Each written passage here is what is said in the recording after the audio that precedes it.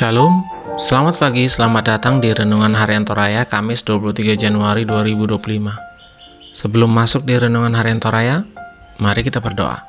Bapa, dalam nama Tuhan Yesus, kami akan baca firman-Mu, biarlah firman-Mu ini tetap tinggal di hati kami, dan kami lakukan setiap hari.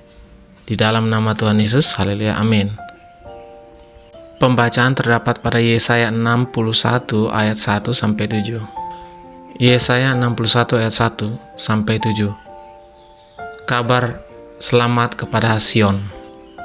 Roh Tuhan Allah ada padaku, oleh karena Tuhan telah mengurapi aku, Ia telah mengutus aku untuk menyampaikan kabar baik kepada orang-orang sengsara dan merawat orang-orang yang remuk hati, untuk memberitakan pembebasan kepada orang-orang yang terkurung, kelepasan dari penjara, untuk memberitakan tahun rahmat Tuhan dan hari pembalasan Allah kita, untuk menghibur semua orang berkabung, untuk mengaruniakan kepada mereka perhiasan kepala ganti abu, minyak untuk pesta, ganti kain kabung, nyanyian puji-pujian ganti semangat yang pudar, supaya orang menyebut mereka pohon terbantin.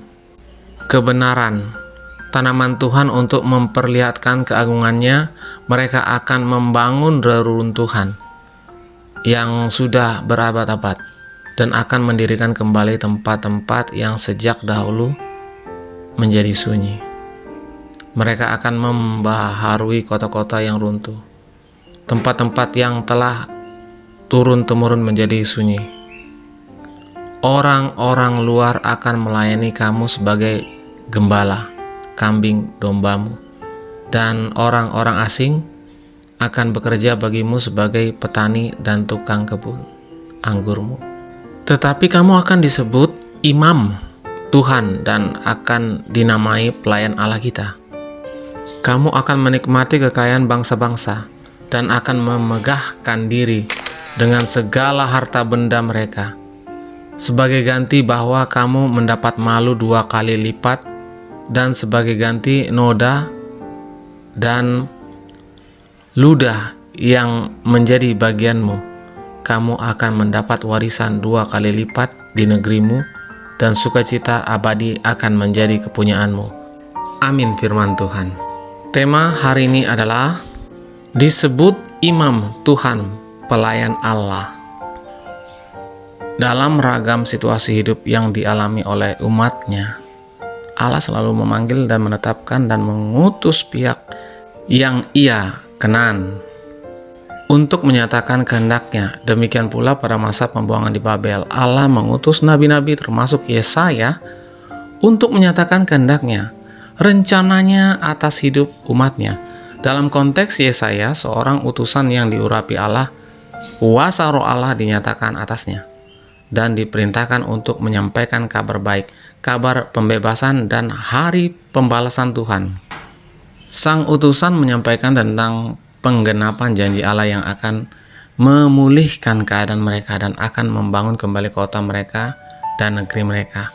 Allah akan membaharui hidup mereka dan menyebut mereka imam Tuhan, pelayan Allah yang bersukacita, sebagai ganti aib dan noda mereka yang dihukum karena dosa.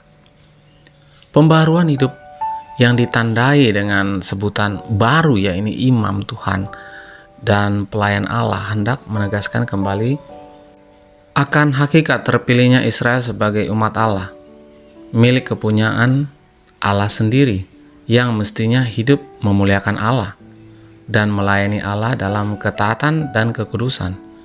Sebagai imam, umat tentu akan mempersembahkan kurban-kurban yang benar dan menyenangkan hati Allah. Dan sebagai pelayan, mereka mengerjakan apa yang diperintahkan Allah dengan tekun, taat dan setia, dan upah dari semua yang mereka kerjakan itu ialah sukacita abadi. Dalam 1 Petrus 2 ayat 5 dan 9, orang percaya kepada Kristus disebut pula imamat yang rajani, bangsa yang kudus, umat kepunyaan Allah. Sebutan yang menempatkan orang Kristen sebagai pribadi yang berkewajiban mempersembahkan persembahan rohani karena Yesus Kristus dan memberitakan perbuatan-perbuatan besar dari Dia. Sebutan baru yang menandai relasi dan tanggung jawab yang melekat kuat dalam diri setiap orang yang telah menjadi miliknya. Karena itu, sebagai imam dan pelayan Allah, marilah kita menyatakan pembaharuan hidup kepada Allah dan menjadikan hidup kita sebagai pembawa kabar baik bagi sesama. Amin. Mari kita berdoa. Bapa, di dalam nama Tuhan Yesus, kami sudah baca firman-Mu. Biarlah firman-Mu ini tetap tinggal di hati kami dan kami lakukan setiap hari. Di dalam nama Tuhan Yesus, haleluya, amin.